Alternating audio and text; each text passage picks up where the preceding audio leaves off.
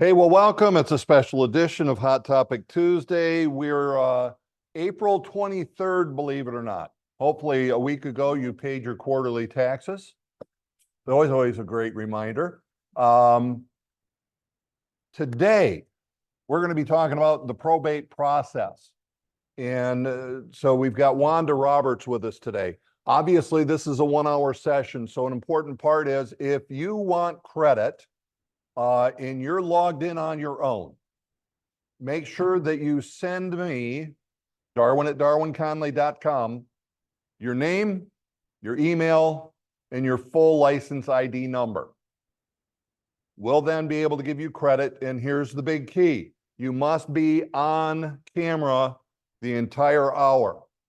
If you happen to be in a group, which I know Lapeer is, I can see that our row group is down there in Livonia, that they're all together.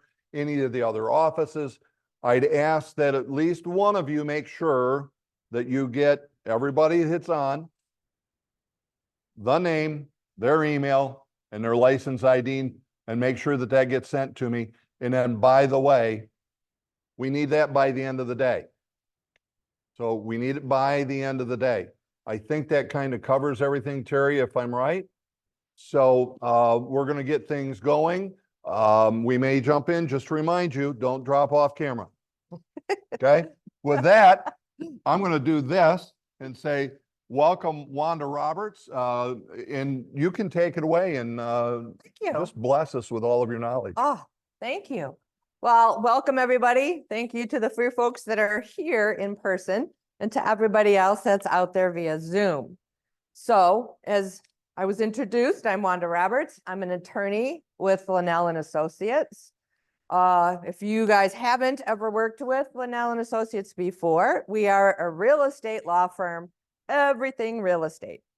And on the side of that is I am actually not a real estate attorney. I am a probate and estate planning attorney. So today we're going to go over the probate process for the real estate professional.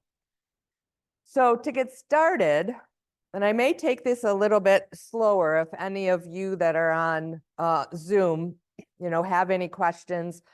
I'll do my best to monitor if any chat comes up. But probate. So as we know, sometimes a person's assets must be probated. So what that means is we have a process through the legal system where when somebody passes and there's an asset that is only in that person's name, probate must be opened so someone can be given authority to transfer ownership of that asset to someone other than the decedent. Yes. David, I see you've got your hand up. Do you have a question there?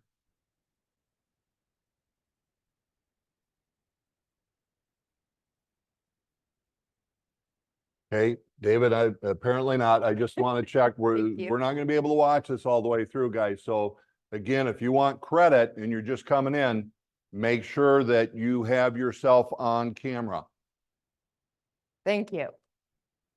So the probate process is there, and it is the authority to transfer somebody's assets, be it a home, be it a bank account, is given by the probate court. Now, when you're looking at a circumstance where a person has passed, and again, in this context, a lot of times it ends up being the home that is either in mom and dad's name or just mom's or just dad's, the probate case will be opened in the county where that decedent resided. So not where they passed, but where they lived and resided at the time that they passed. So let's say they live in Oakland County, but they went to an assisted living in Macomb. Just because they died in Macomb doesn't mean that is the probate court that would handle their probate assets. It would be Oakland because that is where they lived. Does that make sense? Thank you. So I initially had mentioned probate is needed when there is an asset that is only titled to that deceased person. So we're not talking about assets that are held by a trust, that has a beneficiary designated, or any assets that are jointly owned. Those are not probate assets. And kind of the other test I use when people say, well, do I need probate? And in particular, when you're looking at real property and looking at deeds, my question to you would be, does a deceased person need to sign something? Because if a deceased person needs to sign something, that is when you're going to be in probate. Because again, that is the only place, the probate court, that can provide the authority for someone to transfer that decedent's assets. And when I say probate court, I mean you may walk into the probate court and file documents at the counter. The probate register who sits behind that counter may be the one that processes those documents and provides the letter of authority. Or it could mean that you're filing documents and a court hearing is set, and then the judge will decide who's going to be the personal representative, who the heirs are, and who is going to receive that letter of authority.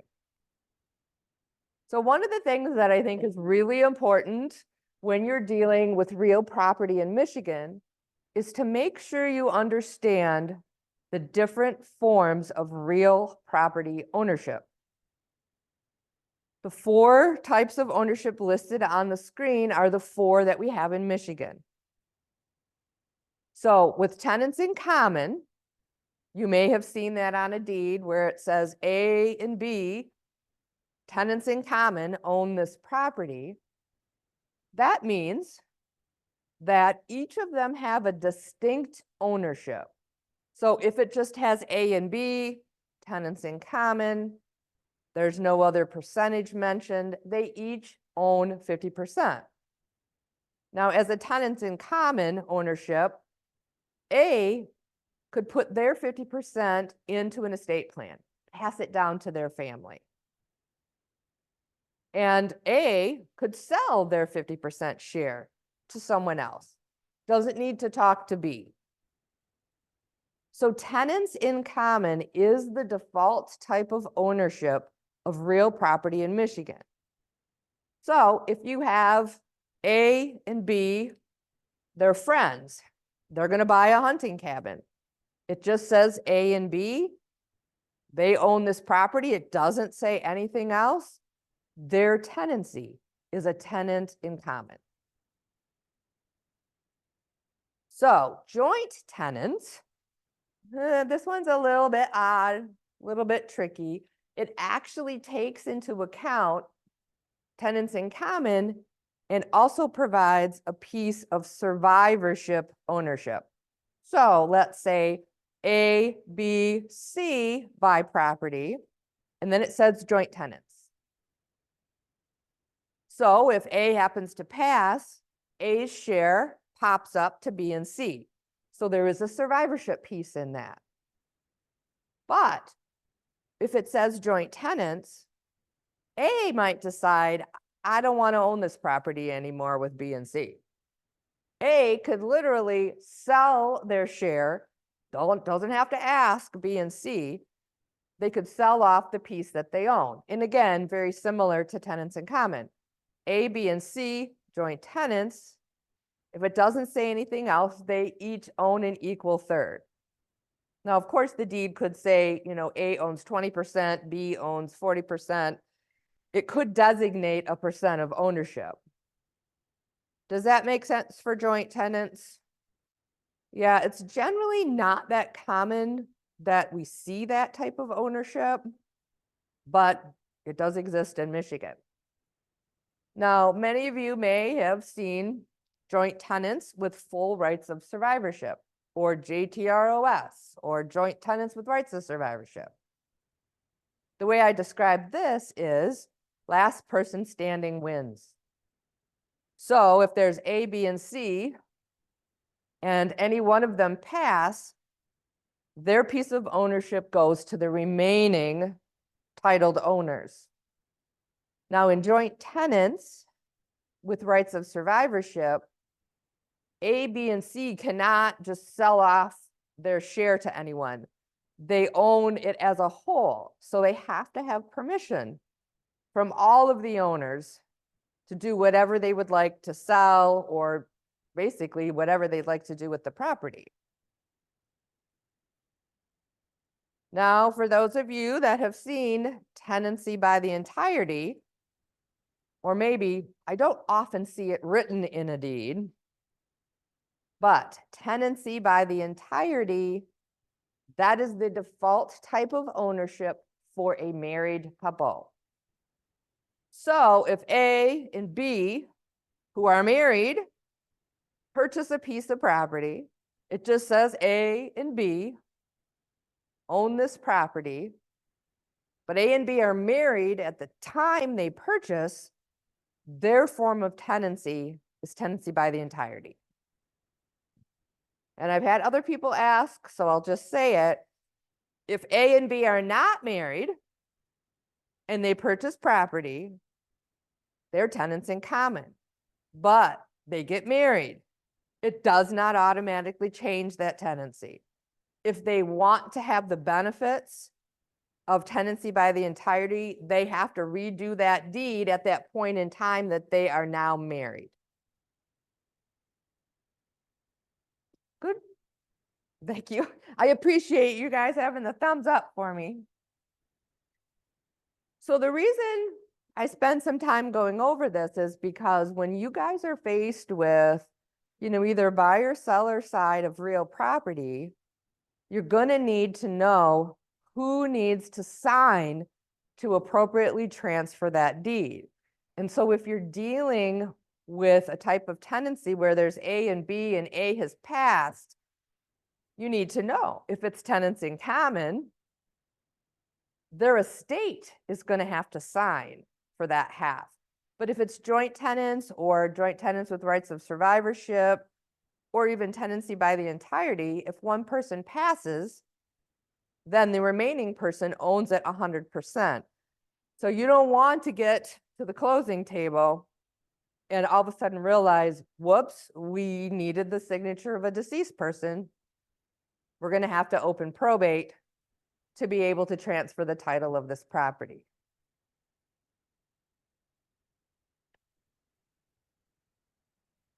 Now, I shared this with you of this is the order in which the priority under the law of who can serve as a personal representative of a probate estate. We used to call it an executor. You might see that in the TV or the movies, but Michigan, we now call it a personal representative. And so it starts with if a person has a will. So if whoever you are nominating in your will, 99% of the time, the court is going to say, great, this is who can be the personal representative. Now, if your surviving spouse wants to be the personal representative, as long as they are listed as a devizee in the will. A devizee means you're basically a beneficiary, you're going to get something. But it's interesting because a person could name one or two people to be their personal representative, and it's not their spouse. And maybe their spouse isn't represented to receive something in their will. So just because you are the spouse of the person who passed doesn't automatically mean you get to be the personal representative. So now we're still looking at a will. The next for number 3 is if there are other beneficiaries, other people listed in the will, they too are in line to say, hey, I want to be personal representative. Well, then if we don't have a will, if the person passed, now we're looking at number 4. So the surviving spouse is the first in line if you don't have a will. Interesting. Then, of course, there are other heirs that can step up of heirs of that deceased person, and that means bloodline as well as legally adopted family members. they can step in and probate the person's estate to be able to pass those assets along. Now, interestingly enough, actually a creditor could nominate someone. And as it says here, there's 45 days after the person passed. There's some other requirements. But a creditor can actually nominate somebody because they're like, hey, that deceased person owed me money. We've got to open this probate estate so I can get paid. And then ultimately, they're county appointed public administrators. So has anybody ever dealt with a sale with a probate case where a public administrator was involved? Anybody? Not seeing. So, as I said earlier, I mean, we have probate, so there's a process. Because of course we can't just say, oh, okay, mom and dad have passed. Well, there's a home, great. No, we can't do anything about it. I mean, that's kind of silly. So there is the process. And if there are no family members, nobody else is stepping up, nobody else wants to be the personal representative, there is a process where a public administrator can be appointed by the court who is a public administrator. Actually, I just looked at the list yesterday. So there's a list for Michigan by county of every attorney that's appointed to be a public administrator. Some counties only have one. Of course, us in this Tri-County area, there are quite a few on the list for Oakland, Macomb, and Wayne. But those attorneys get put on this list by the Attorney General of Michigan. So they are specially appointed and have permission to open probate cases where they have no connection. They're not an interested party. They don't know anything about what's going on, but they're able to step in again. So, you know, in this world, being able to transfer that real property to the next owner. So there's always a way to do things that might not be the quickest or really the most cost effective, but there is always a way to move things along. Question, Sure. because we're talking wills. The question has come up, I personally heard this on advertisement, to avoid probate, you should have a will. Does the will avoid probate, or does that just really tell the probate court what the will of the decedent is? How does it really work? What does everybody think? If you have a will, does that mean you don't have to go to probate? I've got some people shaking their heads no here. Oh, I see more no head shakers online. Exactly. So again, when I started, probate court, either behind the counter or the judge, is the only one that can give that actual authority for someone to act on behalf of the estate or the decedent. So if somebody's coming to you with a will that says, I'm the personal representative, you say, great, but give me your letters of authority. And we're going to get to that. So the will is, yeah, basically a wish list, a suggestion. This is who I want to handle my estate. This is who I want to be the guardian and conservator of my children. You know, this is where I want my things to go. Again, 99% of the time, the court will follow that unless there is some reason that that person you've nominated to be personal rep or even guardian conservator of minor children is completely unfit. The court is going to follow what you have designated. But you don't have a will, you have a will, you have a trust. Assets could still end up in probate. We'll kind of talk about that a little bit more. So I mentioned letters of authority. This is super key for all of you. So if someone's coming to you and saying, hey, we need to sell mom's house. Wonderful, I can help you. Show me your letters of authority. Well, I'm named in the will. Congratulations. show me your letters of authority. The person who is named on that letter of authority, sometimes it's two people, most of the time it's one. They are the only person that has the authority to act on behalf of that estate.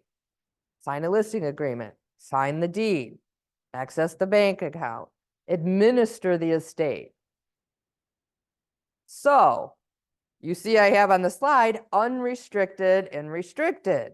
This is another key for you guys because a person comes to you, you're going to help them sell, dad's house. They give you letters of authority, but you need to determine if they are restricted or unrestricted.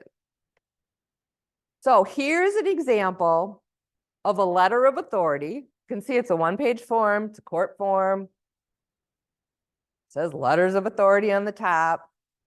Where you see my little blue X, that is where restrictions would be listed. On this one, there are no restrictions listed. That means as soon as this person gets this letter, it's likely from behind the counter at the court, they now have the authority to begin administering this estate, gathering assets, gathering debts, protecting the assets, getting a house listed, opening an estate bank account, getting money transferred into that bank account. This is what gives that person authority. Now, there's a couple things on here that you also need to be aware of. Right below the little blue X, it says these letters expire. You want to make sure that by the time you get to the closing table, that you have a letter of authority that has not expired because they're not going to close. The other thing you can see on here, and this happens to be from Wayne County, in the lower right corner, you'll see a seal. So Wayne County is giving their letters of authority with this electronic seal. It is not the raised seal crimp. Macomb still does the crimp. Oakland still does it. Pretty much all the other counties I know of are still using that, literally crimped raised seal for the original. This is an original from Wayne County. Is that good? All right. Now this letter of authority, you can see my blue swoopty. This is where restrictions are listed.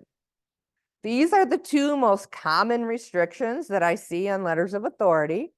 The first one is about the fiduciary not being able to enter into like a personal injury lawsuit for the decedent without the court's permission. The fiduciary is the personal representative.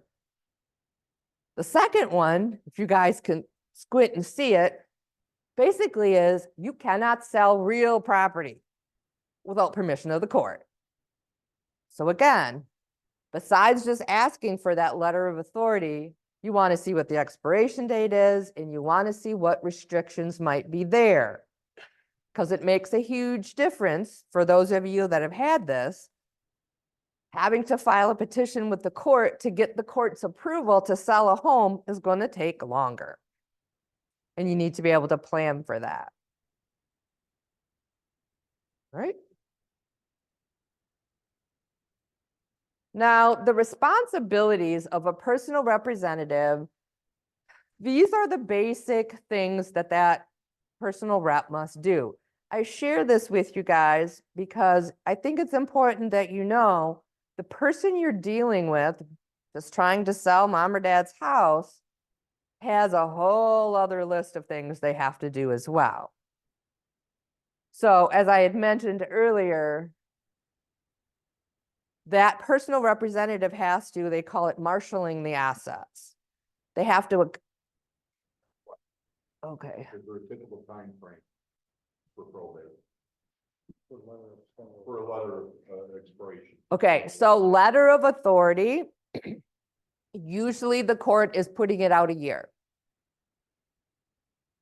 That kind of goes along with if an estate has to be open longer than a year, there's something that the personal representative has to do, and you'll see it at the bottom of this list. They have to file a notice that administration is continuing.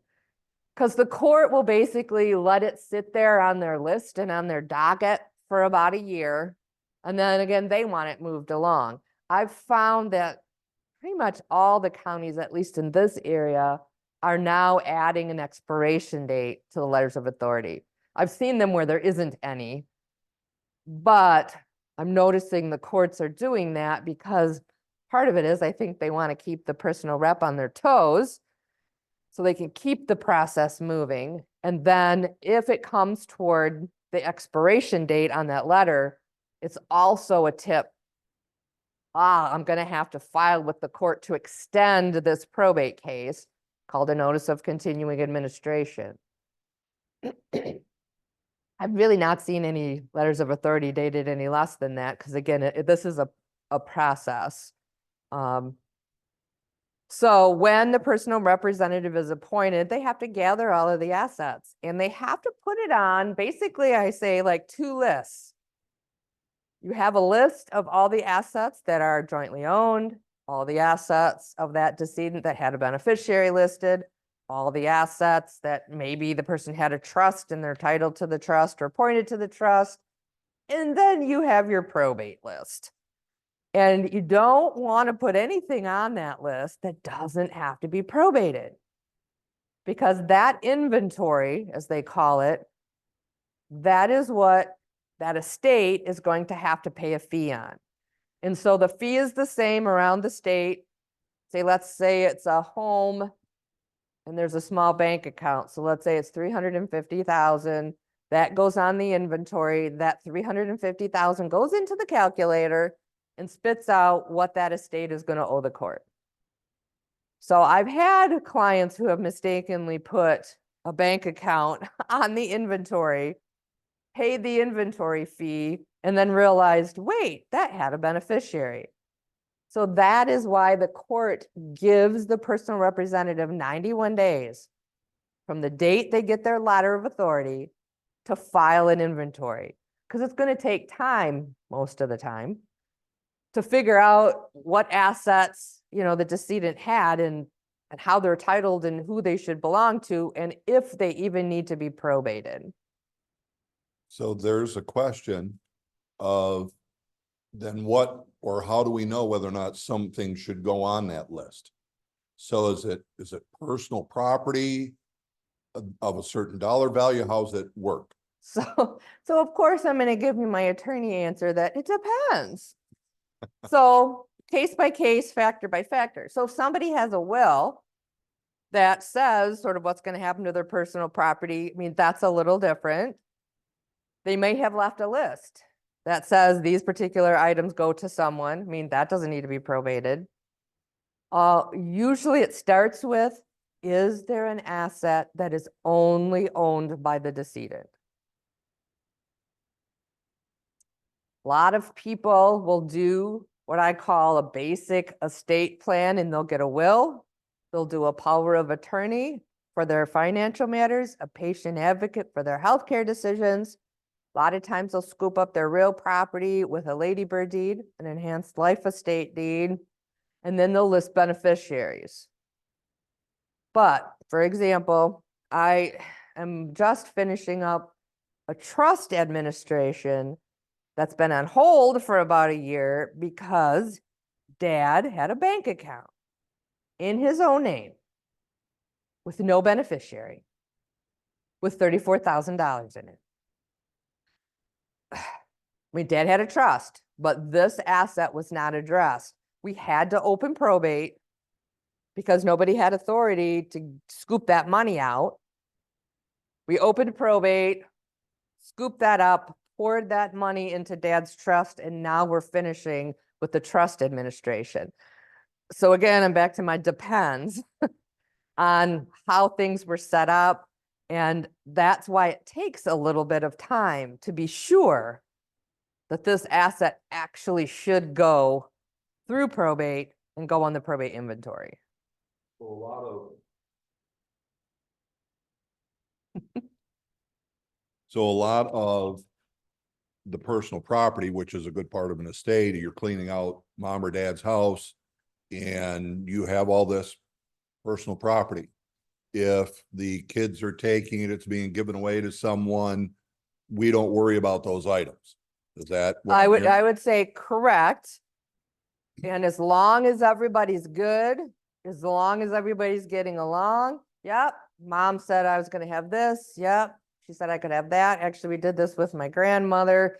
When she passed, she didn't have a will, refused to make a will. She died at 98. And she had told people, throughout her life, Wanda's gonna get this, Kim's gonna get this. Like, did we have to follow that? No, there was nothing legal. It doesn't matter if you put a little sticker on it and says Jimmy's gonna get it, that's still not gonna work. Makes sense. But the family agreed, we all understood, we all divided up the property as grandma had told us. Nobody made a stink about it, no probate, everything was good. Now I am dealing with a case now where it's kind of fascinating. The decedent had done a ladybird deed before he passed, an enhanced a life estate deed, deeding the property to himself for his life. But then he listed 5 like adult children as the owners when he was no longer here. So when he passed, these 5 adult children now own this property. Well, a couple of his siblings, so in his generation, had paid for his funeral and were looking for reimbursement for that, basically from the sale of the house. And I had to many, many times tell them, oh, wait, this home is not his asset anymore. It is not a probate asset. It doesn't belong to his estate. He gave it to these 5 people. You're not getting any money from this house. It's going to be sold, but it's going to these 5 people. So in that case, there was various forms of personal property. I think there was a lawnmower. They were deciding or asking to have this personal property, basically like have an estate sale or have it sold to be able to reimburse for the funeral expenses. But that again is where families got confused and just couldn't accept that the house was no longer part of the estate. So it's important to take that time to understand where each of that decedent's assets are, going to fall and what list they get put on and who do they go to. So if a classic car gets sold before the owner of it passes, Okay, there's It's gone. nothing left. It's gone. So correct. the only thing would be if whatever money they collected might be in some bank account, Yes, and that's going to have to be dealt with. yes, So exactly. Holly, hopefully that answered your question that I saw pop up.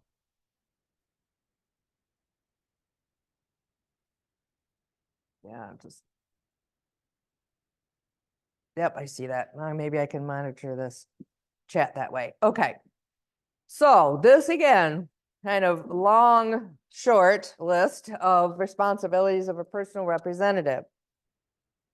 So once they've determined these assets are the ones that have to go on the probate inventory list, they have to file that inventory and that inventory fee needs to be paid. Generally, I suggest people pay it kind of toward the end. It doesn't have to be done, right away. Now, the other piece with probate is if a person passed away less than 3 years ago, so as of today, they passed away, it's been less than 3 years, a notice to creditors must be published in the appropriate county. It's like if the person lived in Oakland, then it's going to be published in the Oakland County Legal News. There's also a requirement under the law that known creditors also have to get notice.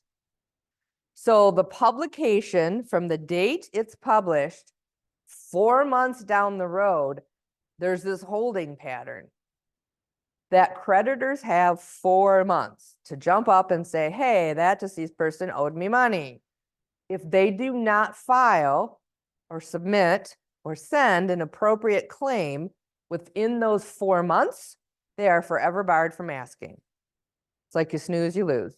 You got to step up and do it during the time that it's available.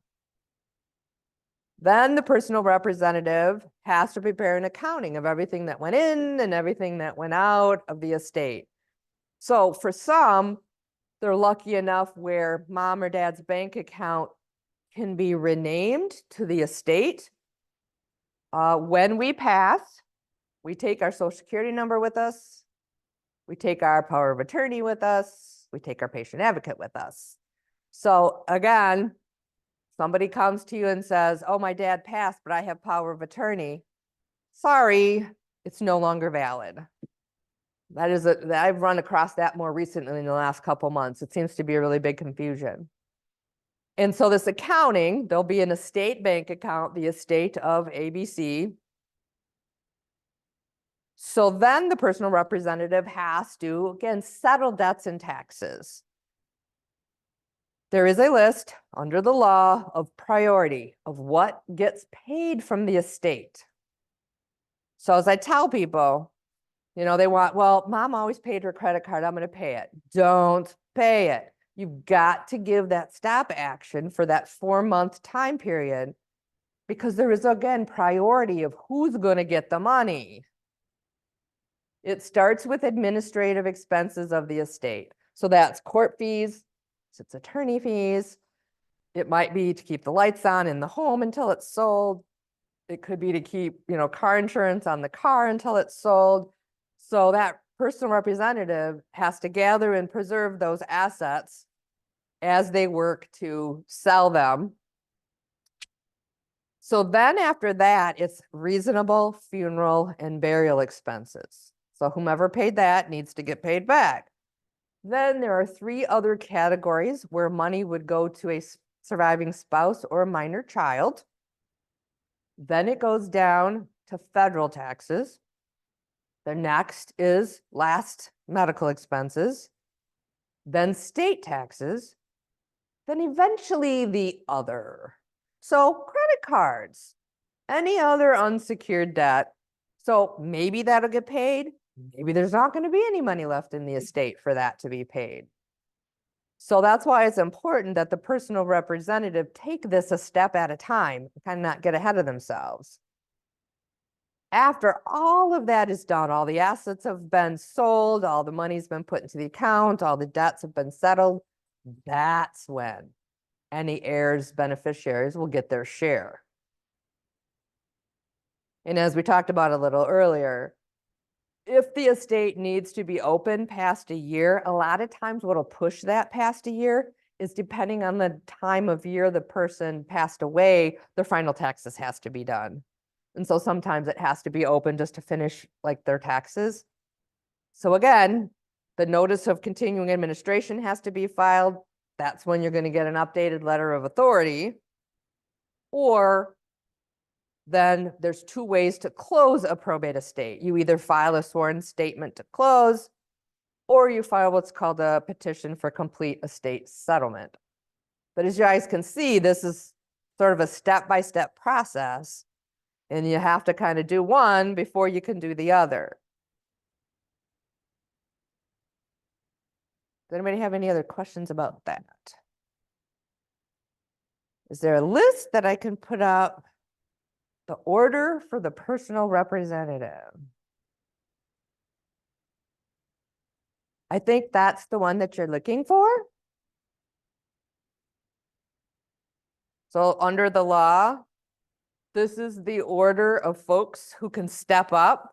And again, as you can tell, it's very personal. They need to be connected and have a reason to be involved with that estate. It isn't simply, oh, I'm interested in that house, I'm going to open probate. No, it has to be blood relatives, family members, legally adopted folks, and then we have those other options if none of that is available. You're welcome. So we did talk about these already. Jump the gun on these. So we already discussed, if a person leaves a will, probate may still be necessary. If a person has a trust, probate may still be necessary.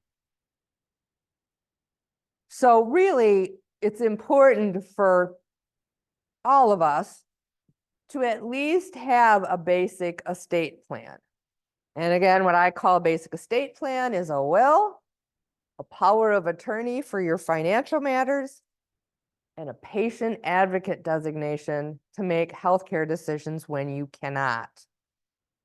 And so a will, power of attorney, and patient advocate is personal. If it's, a married couple, they each need to have their own.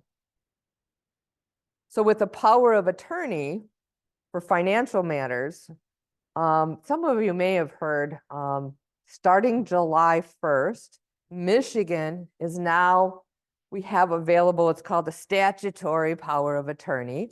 Apparently, some financial institution folks and attorneys got together to try to come up with a form that would be more accepted by our financial institutions. Apparently, some of the bigger banks give people a hassle because they're like, this is not our form.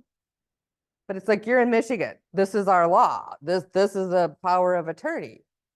So folks are trying to make it easier.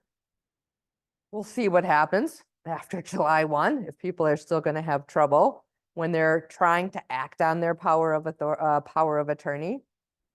And as far as a patient advocate designation, if some of you may know, Michigan and Massachusetts, we use the patient advocate designation law.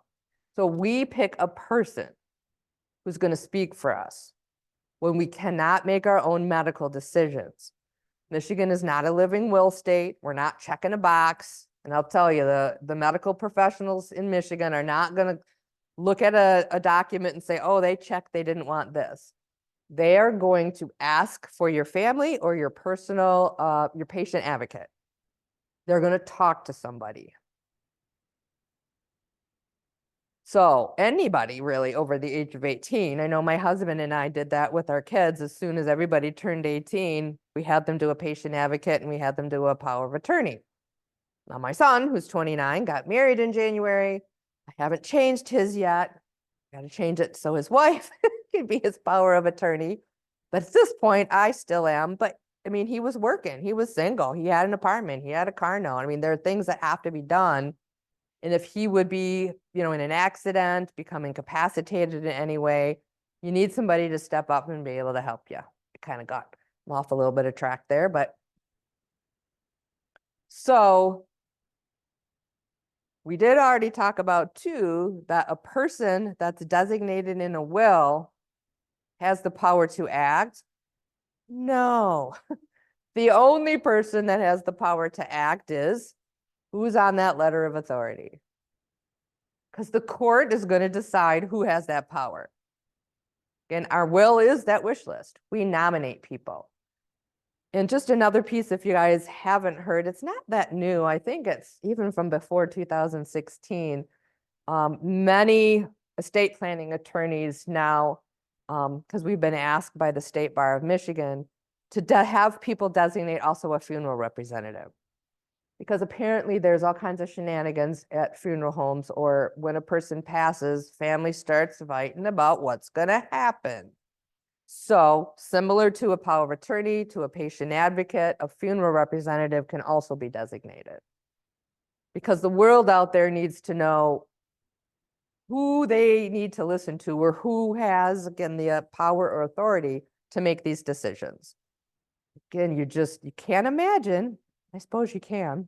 I had a friend recently, a couple of years ago, her mother was really the only living heir and should have been able to take care of her sister, but a cousin popped up and literally like kidnapped the body, wanted it to go to this funeral home. I mean, there was a big kerfuffle over it. So the best that you guys can do for yourselves and your family is try to make some sort of plan. But so some of the real specific tips for you guys: call your title company. If you're getting into a situation and you're looking at a deed and one of the people that's named on the deed is deceased, call your title company. They're going to be able to provide you with that pre-title commitment or title commitment that will show this is what you need to do to be able to sell this home and have the buyer can have clear title. I just spent this morning looking at several of those reports from various title companies because we've got a couple cases where one in particular, my client is not understanding that we were initially told that 3 probate estates had to be opened. No kidding. Because of the way this person titled the deed from themselves to like these 4 other people, I mean, frankly, it's a mess because now everybody's passed but one. Can a deceased person sign something? No. So this one title company was telling us 3 probate cases have to be opened. I mean, that's a lot of money, a lot of time, a lot of effort. We were able to speak with a different title company who agreed to insure over 2 people on the title were husband and wife, and the husband had passed, and then 2 others had passed. So this title company said, well, you only need to open 2. We're like, great, that's better than 3, but that's still a big job. So title company will be able to tell you what they require to provide that title insurance. And as you guys, I'm sure are aware, it's a little different at different title companies, which is their prerogative because they're the ones insuring it. And we've talked a little bit about it before, but it's really, really critical that you understand who you're meeting with. Who is coming to you saying we need to sell this house? Do they have the letters of authority? Because you all know family members can be tricky. Maybe sister is the personal representative, but brother decides, well, I'm going to go hire a realtor. I'm going to get a higher price for it. You don't want to get yourself involved spending a lot of time when you're not dealing with the person that has authority to actually enact that sale. Of course, it's also, I think, important when you're dealing with an asset from a deceased person, is there a will? Has probate been opened? Just so you can also get an idea of, maybe it comes in and it's calm in the beginning, but you find out that, oh, one of the siblings has been cut out of the will. It specifically says, just so you're aware that there could be some fireworks with this family. And then getting back to knowing who you're dealing with. So a probate estate, I've been complaining about Oakland County, but now I have to stop complaining because in all the other counties that I've dealt with, you can put in the last name, the first name of that deceased person, and you can see if a probate case has been opened. Oakland County, for the longest time, you had to put in the actual case number. Like, how am I going to get the case number? It's like, so maybe they heard me, I don't know, but now there's an option on their website. You have to go to the probate court website. It's not going to be necessarily in the circuit court, the criminal, different systems, but in the probate court. So you can also put that in Oakland to see if probate's been opened. One of the other things is to keep in mind that the personal representative, as the fiduciary of the estate, has to do their best basically for that estate. Now, it doesn't mean that a home can't be sold for less than market value, but a lot of times you may run into, and we see this, an investor, fair enough, wants to get like a really good price, but it might not fly with the court. So thinking about that petition for sale of real estate. So let me jump back a little. I do want to caution everybody that if you are dealing with someone and they have a letter of authority and it is unrestricted, that does not mean you're scot-free.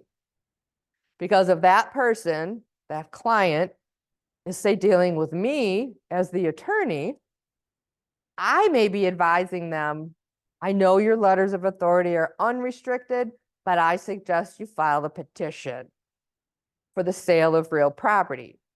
So just because, again, the letter is initially unrestricted doesn't mean that that petition is not going to be filed with the court. And I would do that, again, if there's any kerfuffle going on with family, if there are any issues or questions about the price of a property, I would rather have the court approve it, which protects my client as the personal representative. So they don't have any family members coming back and, again, second guessing them or armchair quarterbacking them or whatever you want to say. So when I work with folks, most of the time that when they come to our office, they already have a realtor they're working with. So as long as my client gives me written permission, sometimes I'll take verbal, that I can communicate with that realtor about the facts and the circumstances of the probate case, I can do that. And a lot of times then that moves into also looping in the title company. So as long as my client, again, gives me permission to talk about this, we do end up with the realtor, the title company, the client, and we work together to make sure everybody has what they need to get the house sold. At least that's what I found. I mean, I don't know about other attorneys, but it works pretty well in our office. And clients, again, are usually, because of course they really like their realtor and they're helping them, usually with the biggest asset or the most valuable asset of an estate. One of the things that you guys may be faced with, and probably not from your client or the personal representative, but the net proceeds of the sale of that house are not getting handed out at the closing table. That net proceeds will be made out to the estate of, and it will be deposited into that estate bank account. Because we've just gone over all of those responsibilities of a personal representative. So distributing these assets, selling these assets, that's part of the administration. So people are not going to get their inheritance until the very kind of last thing that's going to happen. And this, again, too,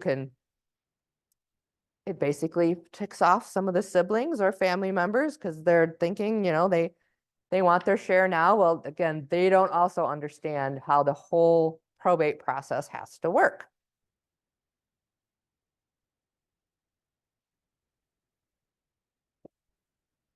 The other thing that you guys, I'm sure already know, is just a tip. If somebody's coming to you saying, well, mom just passed, okay, so her house is vacant, it's important to make sure that if you're working with that client, that the house does either have like a sign on the door or looks lived in, has some lights on. Not too big of an issue if there's no mortgage, but if there's still a mortgage on the property, you don't want the mortgage company finding out, saying the house is abandoned, and then they start foreclosure proceedings.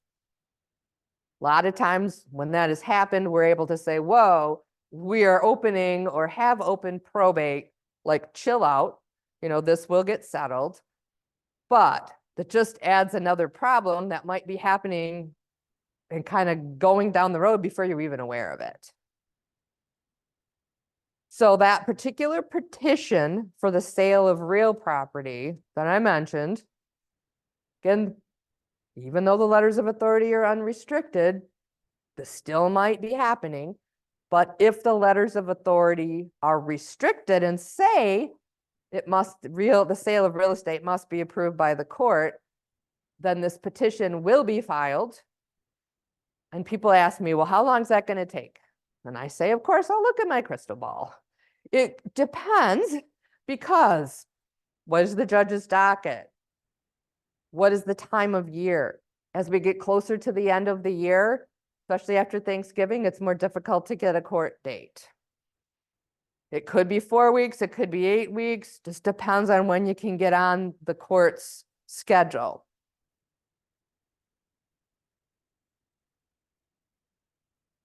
Okay, I'm seeing a couple other questions here.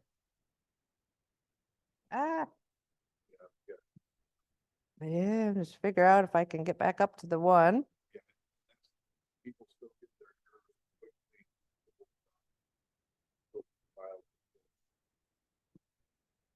I guess I don't really understand that question. Can you give me like the scenario of when that would happen? Yeah, that's, so I think that's Nancy, that was you with can people still give their heirs a quitclaim deed to hold on to until they can file at closing? So can you give a little clarification on that, Nancy?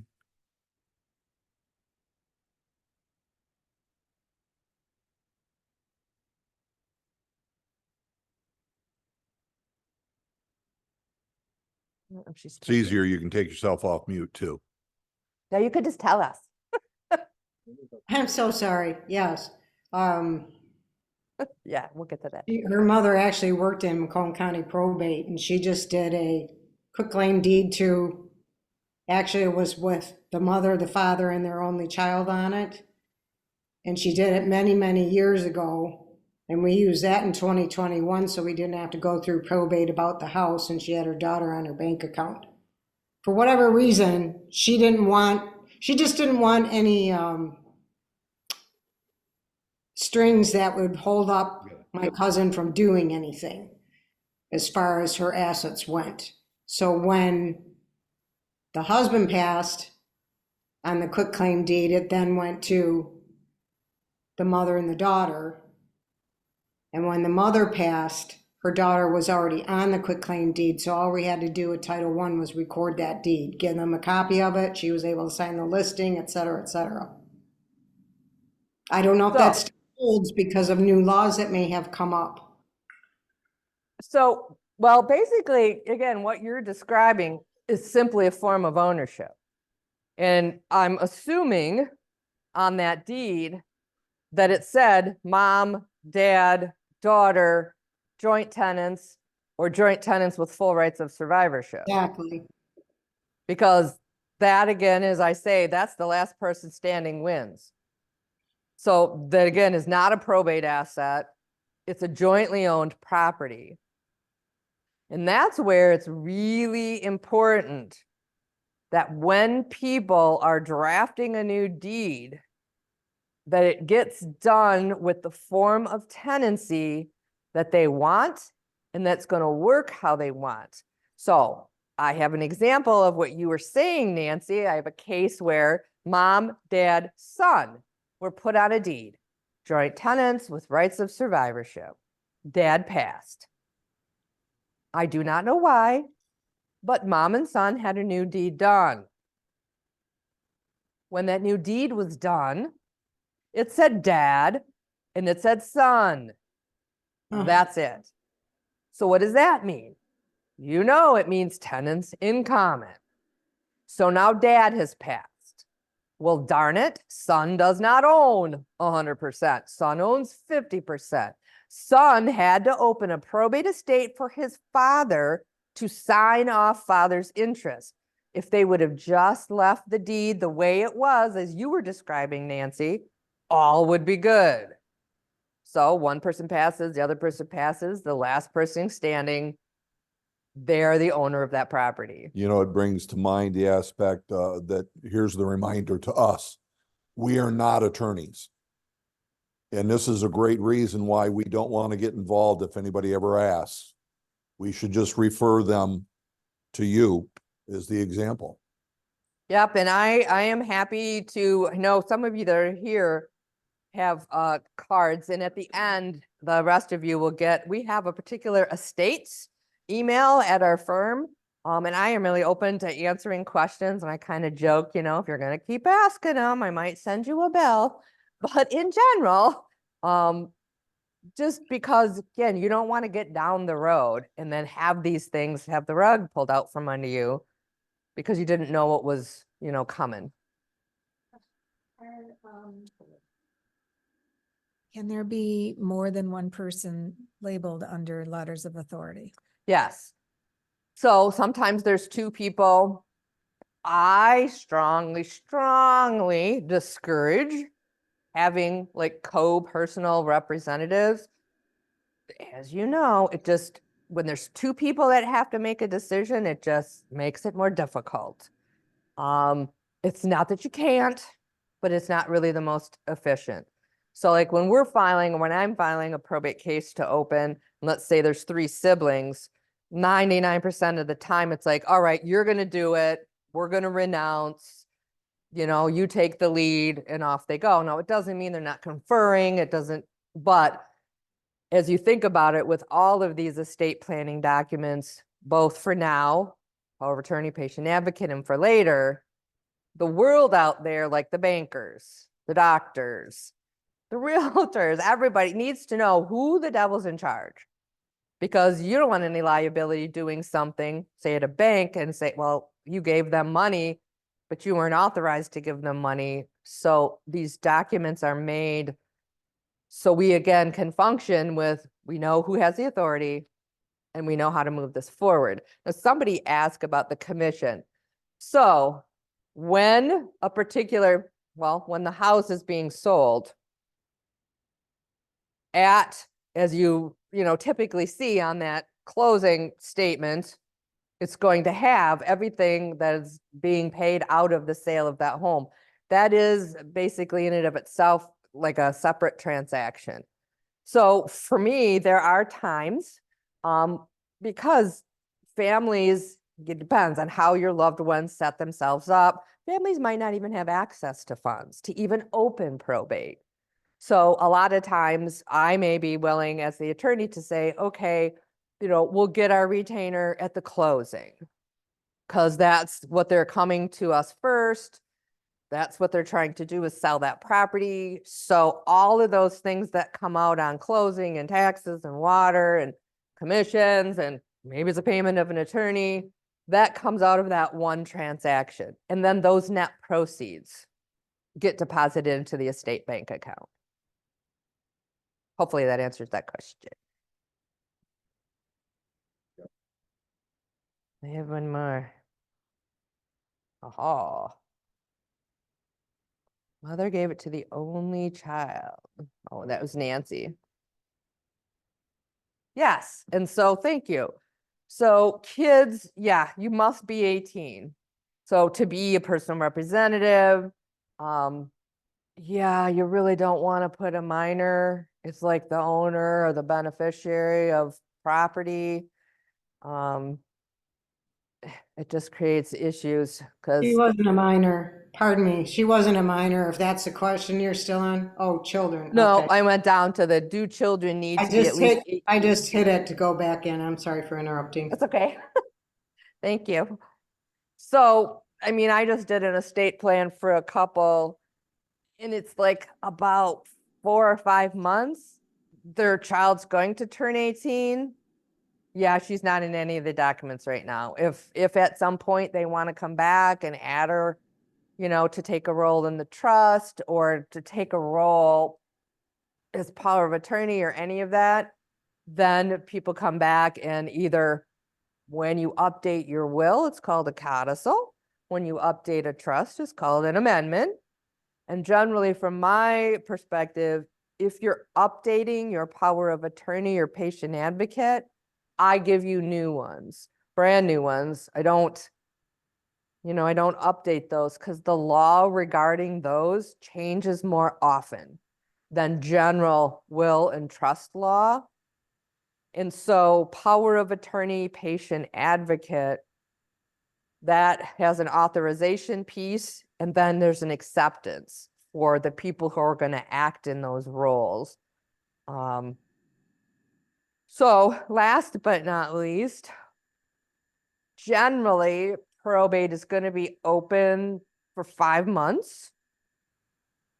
That is how long it has to be open if the person's going to file a sworn statement to close. Like I said, there's another way to close it, which is a petition for complete estate settlement, but that has to go before the judge. So I also want to make it clear, though, and I've had people ask,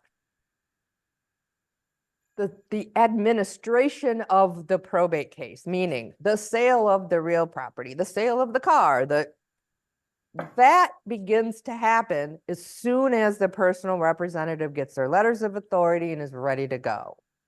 So even though there's that creditor stop action 4-month period, it doesn't mean that the personal representative can't, again, continue to administer the estate. And that means disposing of assets. But as some of you may know, I mean, I'm dealing with a state right now where there's like 3 pieces of real property. So the personal rep is doing one at a time, and getting one done, and then getting the other one done.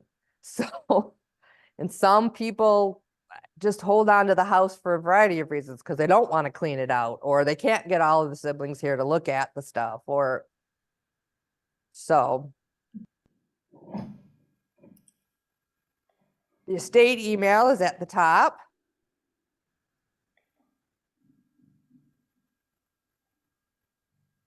That's how they reach you. That's how they reach me. Let's see, I think there's, Any more questions? do we have more here? I don't know.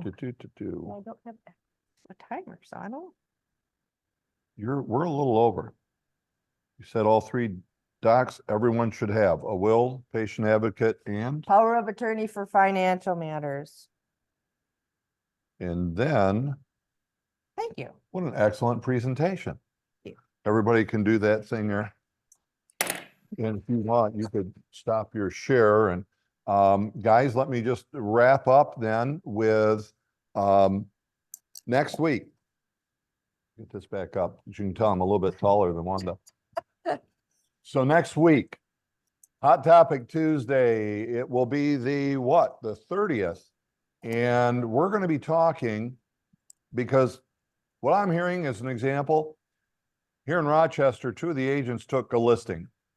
So 2 listings, each of them sold pretty much immediately, held an open house on one of them. Was it, she said over 200, right? Yeah. Over 200 people come to the open house on this new listing. 18 offers. And of course, Val, yours was how many? I had 7 offers. 7 offers. So guess what we're going to talk about next week? Acceleration clauses and appraisal guarantees. The escalation clause, thank you. So that's going to be on the docket for next week.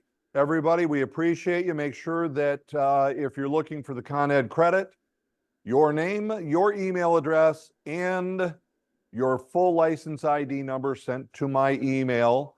If you're there with a group, make sure that the manager or one of you will send me that list of everybody that we can see on camera.